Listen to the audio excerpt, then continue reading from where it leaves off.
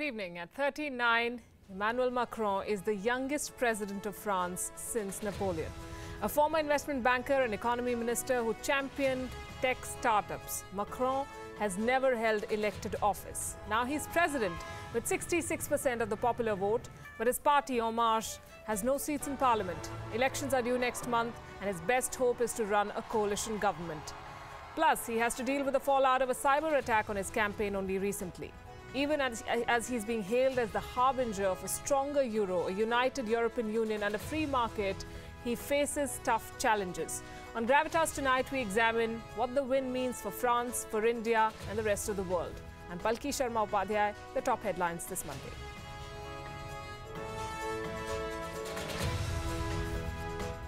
A day after he levelled charges of corruption against Delhi Chief Minister Arvind Kejriwal, the Aam Aadmi Party expels Kapil Mishra from its primary membership. I have proof of corruption, he claims defiantly.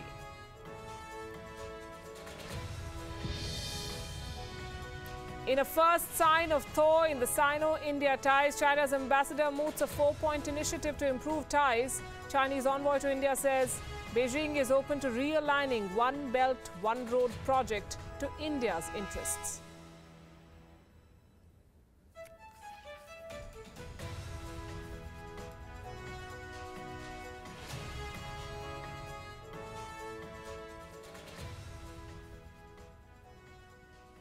But the big story tonight comes from France, which is celebrating the victory of Emmanuel Macron, the outsider who ran a rousing campaign to victory.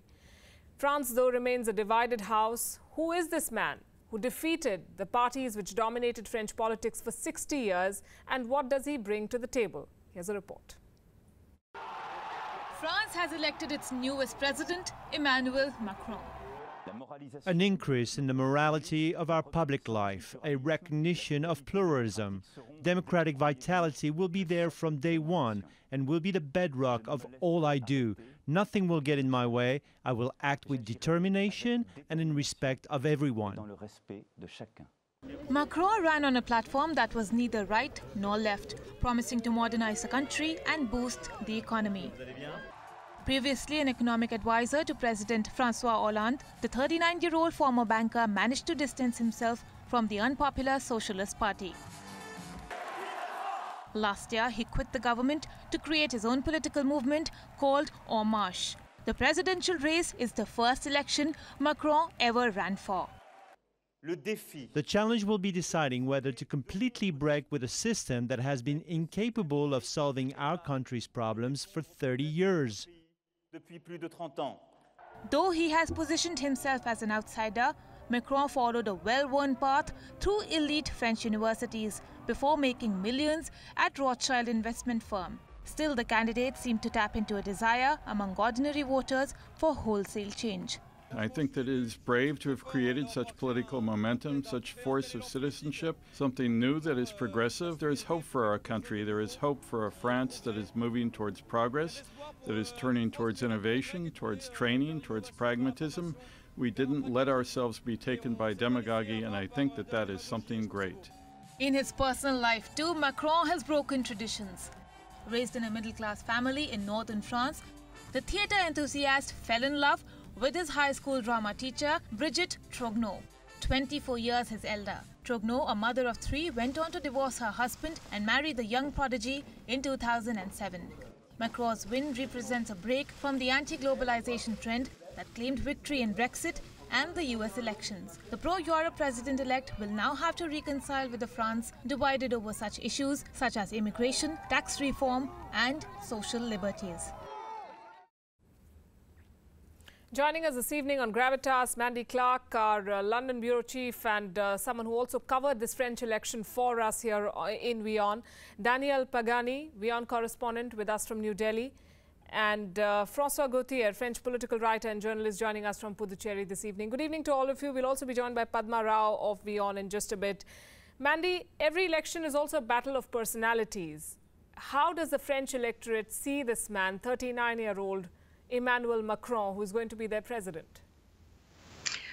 Well, what's very interesting is a lot of them ask me, what is his image as a foreigner, as how do foreigners view him. So they are wary of him because he's unknown. He's an unknown quantity. They think he looks fresh, young, vibrant, but they're not sure if he's going to deliver on what he's promising, and they're not entirely sure on his platform. So there was a level of apprehension. There wasn't that palpable excitement when, Obama came into power. You had that palpable excitement. There wasn't that. There was more apprehension, and they were very curious to know how foreigners view him and if he has the presence on the world stage.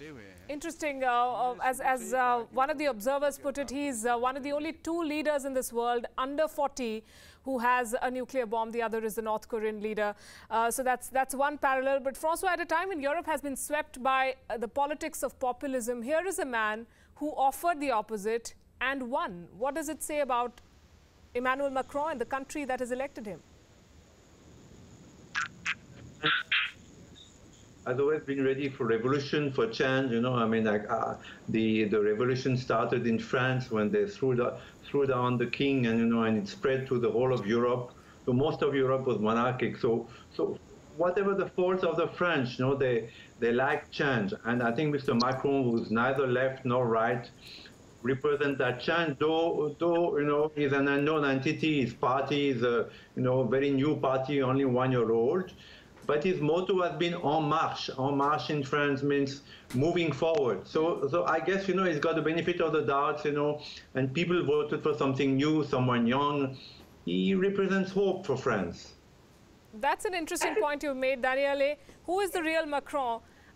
He's positioned himself as an outsider, but he isn't really an outsider in French politics. Well, no, he is an outsider when it comes to the big establishment politics, that we can say. We cannot say he's a complete outsider when it comes to the establishment, given the factor that he is a former investment banker. So he has been pretty much roaming around the high level of the French economy.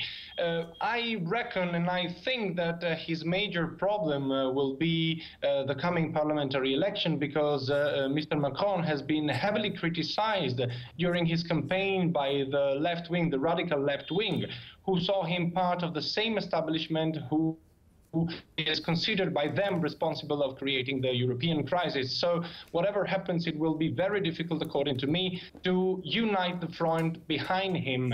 And let's also take into consideration that we are depicting Jean-Marie Le Pen as a person who has been defeated in the French election. I wouldn't go that far, because she anyway was capable of getting more than 10 million votes, which for the National, her party, is a new thing. And this is not really a defeat, according to me. That's interesting. Padma Rao, WION senior international correspondent, joining me here in the studio. Good evening, Padma. The euro has surged. Europe has heaved a sigh of relief. But this isn't as big a victory as it's being made out to be, would you say? Oh, absolutely. We were discussing it today in the newsroom, and you said a sigh of relief, and I find the sigh of relief really ironical, because it's almost as if this is left liberal Europe welcoming, the arrival of a savior to save them from Marine Le Pen. The truth is, as Daniele, I think, just pointed out, is that there is very much a sentiment that is alive and kicking all over Europe, and especially in France, given the spate of terrorist incidents that have taken place there. And one thing I wanted to point out quickly, I'm sorry I just walked into this debate, is that, Palki, if you look at the numbers, if you crunch the numbers of what actually happened, you have like 67 million, let's say approximately, citizens of France, of which about 47 million are actual voters, of whom about, let's say, roughly half, 25 or 30%, 35% actually voted, and the rest stayed home. So if you break those numbers down, you see that there's a sizable population that did not go to vote, which means that these are people who neither wanted to vote for Macron nor wanted to vote for Le Pen. So who are these people? Which actually means that, you can safely say, or rather Marine Le Pen can safely say, that she has the 10 million votes for herself, and with that she has more votes than her father, Jean-Marie Le Pen, who was the founder of the party, ever got. At the same time, there is no certainty, and nobody can say that all those people who stayed home, had they gone to vote, would have voted for Macron, And so I do feel that there is an underlying sense of that the governments have, subsequent governments, Nicolas Sarkozy's government and François Hollande's government, have not done enough. And it is not just, as is, we popularly think, it's not just the terrorism angle that is important. There is unemployment in France. There are so many other issues which I'm sure you've discussed. And also the European Union. It's not as if, I was reading a story coming out of Brussels, in fact, where even people who work there are saying that, let's take this with a pinch of salt, because the kind of reforms that he's asking for, he's requiring, for instance, Germany, the bigger partner in the European Union, to pump in more money into the European Union. And also he wants to create new institutions and new administrative bodies for the Eurozone, and we're living already in an over-bloated, European Union. So all these matters are not going to be that easy to push through in June when he has to then stand up for a vote. Yes, and that is what we're going to talk about now, as congratulations have been pouring into Paris from across the world. Macron's victory is being seen as a surefire sign that France will see better times and will continue within the European Union. After 6 major terror attacks, as Padma said, by the Islamic State in 5 years, nationalism and Islamophobia are on the rise in that country as across Europe. How much can Macron change? Padma Rao reads out the fine print for you in this report.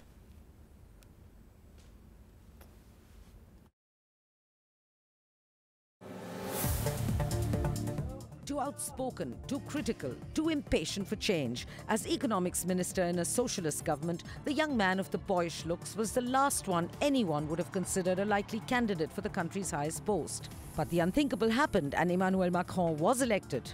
Not by a narrow margin, but by sizable numbers as France's new president, beating the extreme right-wing candidate Marine Le Pen to be the one to take over from outgoing head of state François Hollande later this month. Je défendrai l'Europe, la communauté de destin que se sont donnés les peuples de notre continent. C'est notre civilisation qui est en jeu, notre manière de vivre, d'être libre, de porter nos valeurs, nos entreprises communes et nos espoirs. J'œuvrerai à retisser le lien entre l'Europe et les peuples qui la forment, entre l'Europe et les citoyens. Je dis à tous que la France sera au premier rang de la lutte contre le terrorisme sur son sol, aussi bien que dans l'action internationale.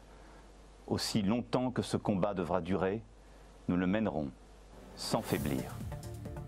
Much has been said about his love affair as a minor with his teacher, whom he later married, about how Emmanuel Macron is the youngest to lead the country since Napoleon, and about how even the one predecessor with a long innings, Giscard d'Estaing, was a good decade older than Macron when he entered the Élysée Palace. Macron's victory at the head of an unknown party, En Marche, on the move, marks a generational change and an upheaval of the old political order dominated by the 2 major parties, the Conservatives and the Socialists. But does it really mean that France has rejected the brand of nationalism propagated by the right-wing Front National of Marine Le Pen? Let's crunch some numbers. Number of registered voters in France, 47 million. Total number of non-voters, 25.38%, that is 11.9 million. Total number of votes for Le Pen, 11 million. Total number of votes for Macron, 20.7 million. Doing the math takes away some of that euphoria over Macron's victory. If 11 million French citizens voted for right-winger Le Pen, an equal number voted for neither candidate. Macron has been promising the country much that it wants to hear. Slash public sector jobs, save 60 billion euro in 5 years, recruit 10,000 new policemen, create 15,000 additional prison cells, and synchronize all arms of security agencies against the Islamic State. And that's all the good news. But he also wants to snuggle closer to the European Union, create a new Eurozone administration in a union already criticized for its bloated bureaucracy. Some of these attempts made no headway under previous governments and continue to be sharply criticized. Most urgently, Emmanuel Macron will need an absolute majority for his ideas in the French parliament very soon. But given the strength of Marine Le Pen's victory, twice as much as won by her father and founder of her party, Jean-Marie Le Pen, that may be an uphill task and take its toll even on the knees of a young man determined to keep his country en marche, on the move. Padma Rao, WION. So, Mandy, celebrations, I understand, will be short-lived because there's another major election that he must win if he is to do any of the work he's promised to do. Yes, and you know, his greatest hope is to have that coalition. He's made it clear he's neither left nor right, which means he doesn't have those traditional foundations or grassroots support. So it's going to be, he himself said there would be no honeymoon period, that traditional time frame when a newly elected president gets kind of easy go from the media. He knows that it's going to be a tough fight right from the go, the starting, and it will be the first real test of his leadership if he can get a government working with him. François Gauthier, his party does not have a single seat in Parliament. There's every chance that he might end up a lame duck president. Yeah, that will be very tough for him. But I do believe that the honeymoon that he had with the French public, 65% voted for him, I think more than America voted for Mr. Trump proportionally, will enable MPs in the parliament to be able to rule and have a majority, at least, some kind of majority. So what I would like to say that I listened to his speech, his victory speech in Le Louvre, which, is an ex-palace. Now it's a museum, but it's an ex-palace of the King of France, so a very royal place. And I found that, there was a lot of rhetoric. There was no, there was no program. There was just, word, Europe and terrorism and France will be there and we are France. And it didn't look, promising. What he said today didn't look like someone who has a clear, picture of what he wants to do in mind. And the second thing is, his first public meeting was Mr. Hollande for one of the World War II victories, and Mr. Hollande was smiling. They seem to be getting along together. So Mr. Hollande seems to be saying that, okay, the left has won. Finally, Mr. Macron, whatever he says, comes from the left, and he's going to be faithful to leftist policies. That's what I got from today.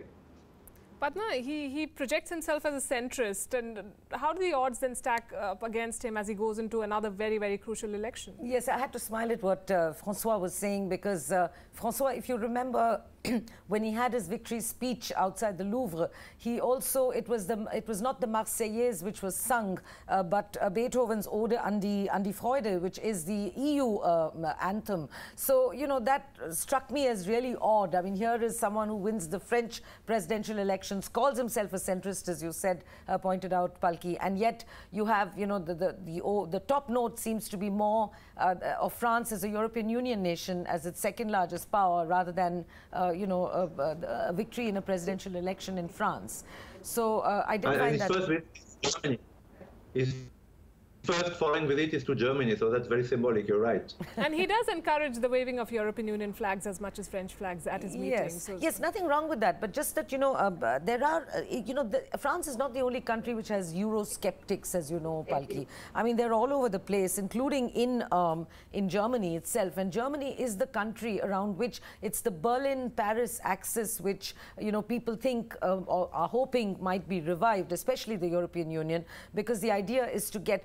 the other thing that, that Macron has pointed out, which the Germans are not really enjoying hearing, is that he has said that the export surplus of Germany is no longer tolerable, cannot be borne anymore. So there are these points of friction between Berlin and France, because Germany wants France, or wants any new French president, to start with reforms at home first, before he starts, announcing or asking the Germans to invest more in the EU or invest more in anything that concerns the European Union.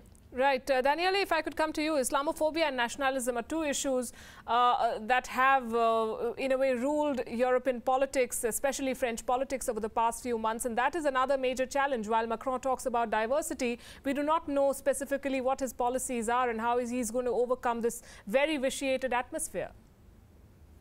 Well, yes, I would go as far as saying that probably this is his biggest challenge in the France of nowadays, because let's not remember that a very consistent part of the French population is a Muslim population coming from former colonies, now fully citizens of France, second, third, fourth, fifth generation. And this wave of Islamophobia is very dangerous, and it will be very difficult for him to put in place a strategy in order to break this wave of Islamophobia, which is all over Europe, for that matter, also in Italy, my very own country, is happening the same, and in Germany and in many other places.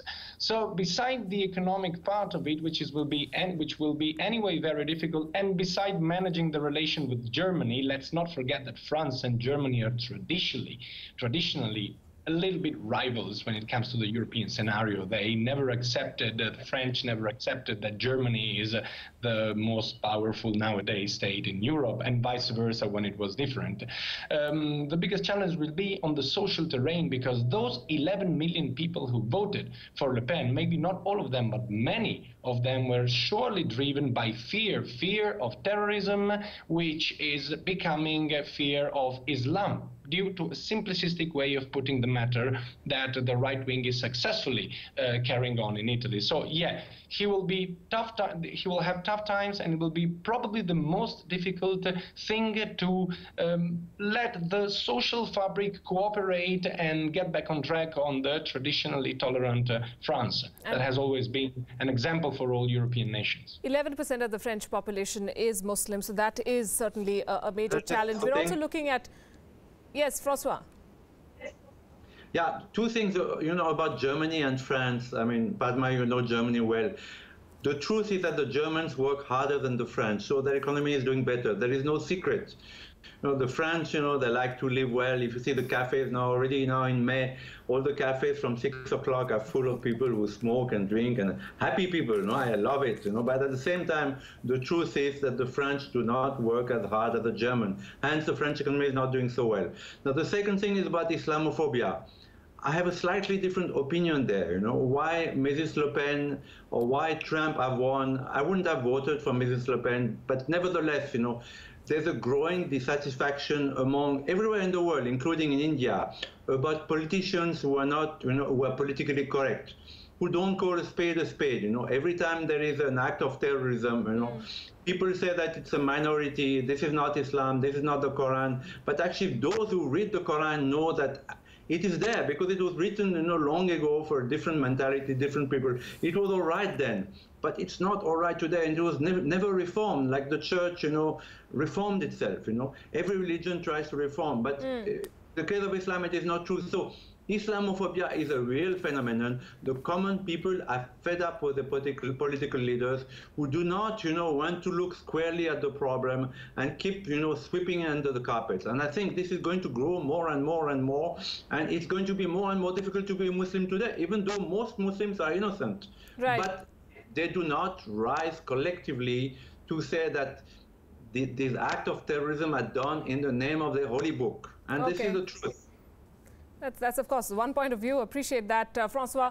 But you mentioned India, and India will be looking forward to Emmanuel Macron's presidency. As successive French presidents have demonstrated ties with India, have broad political support, and Paris is a key partner in India's defense and economic development. Here's a report.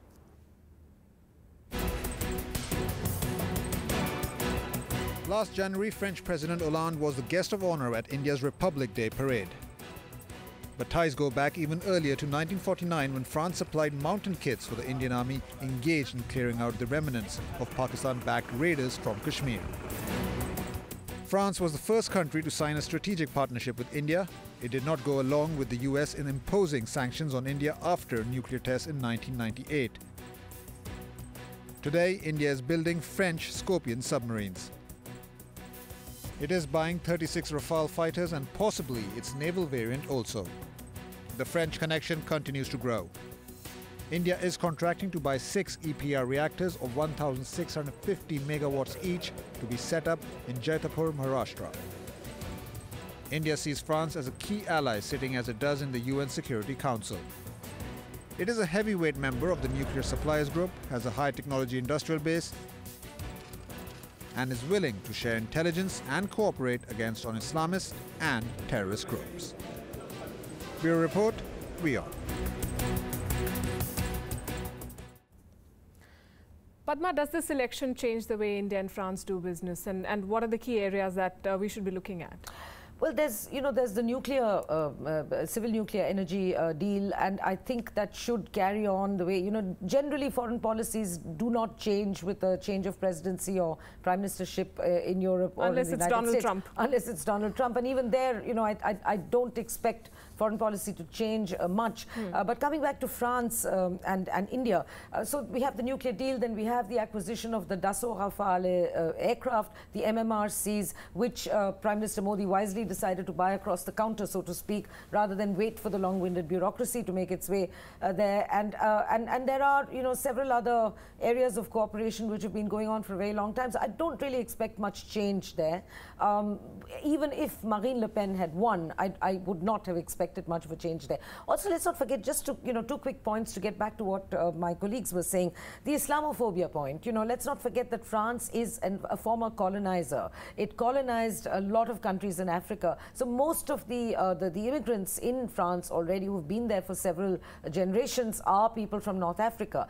And there has been, let's go by our own experience. In the 60s and in the 70s, India is in a very different position today. But I still remember in the 60s and 70s, if you were Indian and you were in the United Kingdom, you were invariably looked down upon. There is an inherent arrogance or a kind of a tendency to look down upon citizens of your former colonies in France, in the UK, and possibly even in the Netherlands, which I don't know that much about.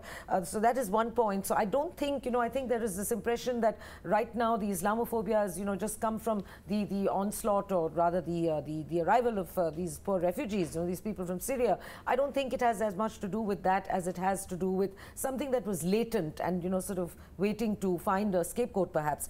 And the second point is that, there's another very peculiar similarity I noticed between the elections in France and in the United States and in India when Prime Minister Modi came to power.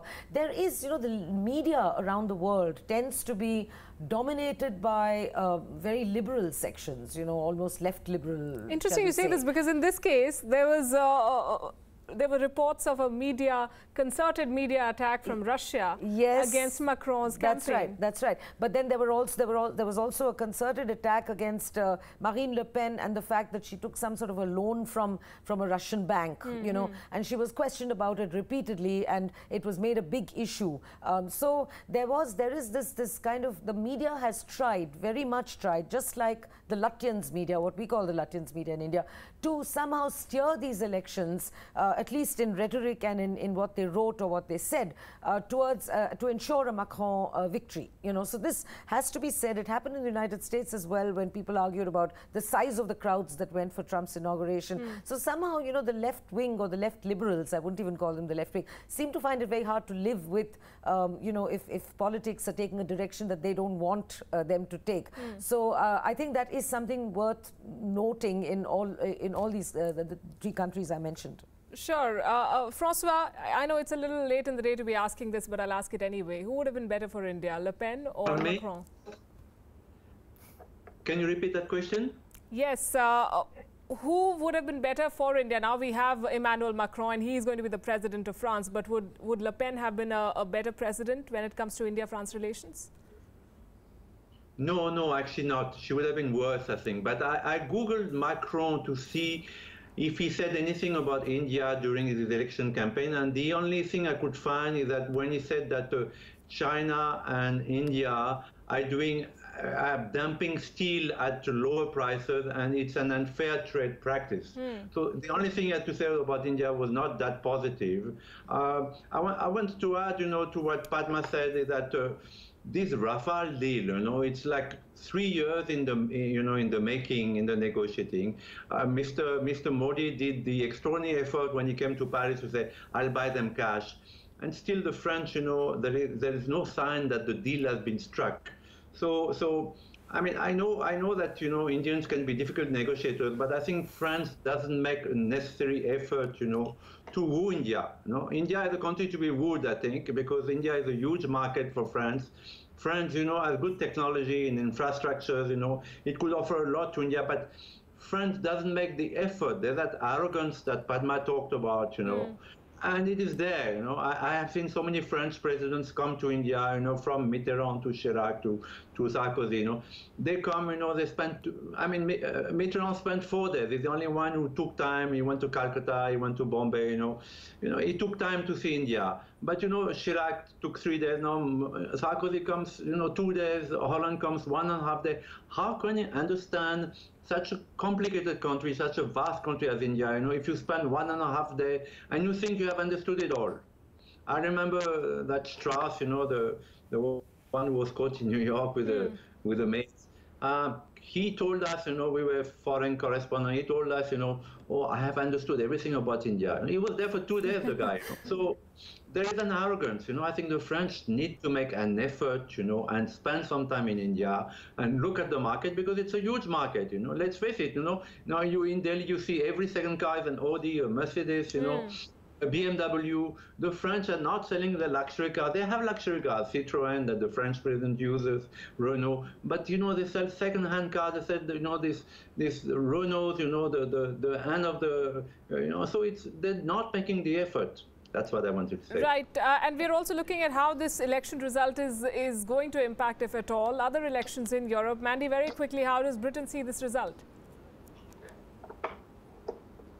Outwardly, Theresa May congratulated Macron and gave very warm sentiment.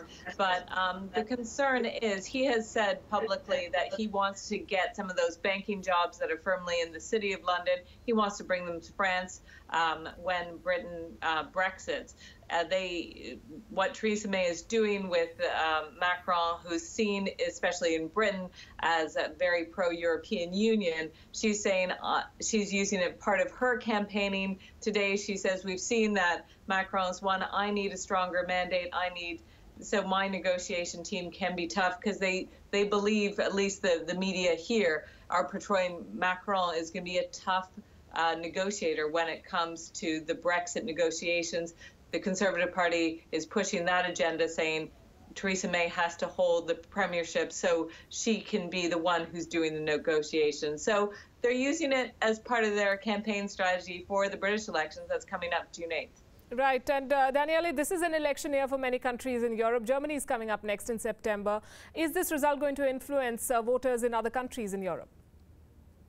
Well, definitely this is a strong message for the, let's call it the pro-European Union front. It will surely have a certain impact. I'm sure that in Italy we are also due to go to election. It's still, we don't know when, but pretty soon, by the end of the year or beginning of 2018. And I'm sure that the election of Macron, who's a young leader who resembles very much to the former Prime Minister of Italy, Matteo Renzi, young, pretty liberal, with leftist traditions, but not too much inclined toward carrying on strictly leftist economic policies. So I am sure that Italian voters would kind of take the Macron victory as an example to maybe give once again their trust to Matteo Renzi. I think that it will have also an impact on Germany, even though probably way less than the impact that it could have in Italy. I mean, the German voters are not really easy to convince just because the French voted in one or another way. Let's remember that Germany has a strong political tradition which hardly gets influenced by other European countries. So I don't think that in Germany the influence will be that strong. Right, we'll see how this goes. He takes oath in a few days from now. He takes over on the 14th, I believe. Yes. And of course, in June is the next big election in France, and we'll be on top of that story. Thanks very much, Padma Rao, Daniele Pagani, Mandy Clark and François Gauthier for joining us here on Gravitas. Appreciate your time and your perspective. Still ahead on the show, an exclusive report that we're getting you from Pakistan, why an Indian bride may have sparked a diplomatic row.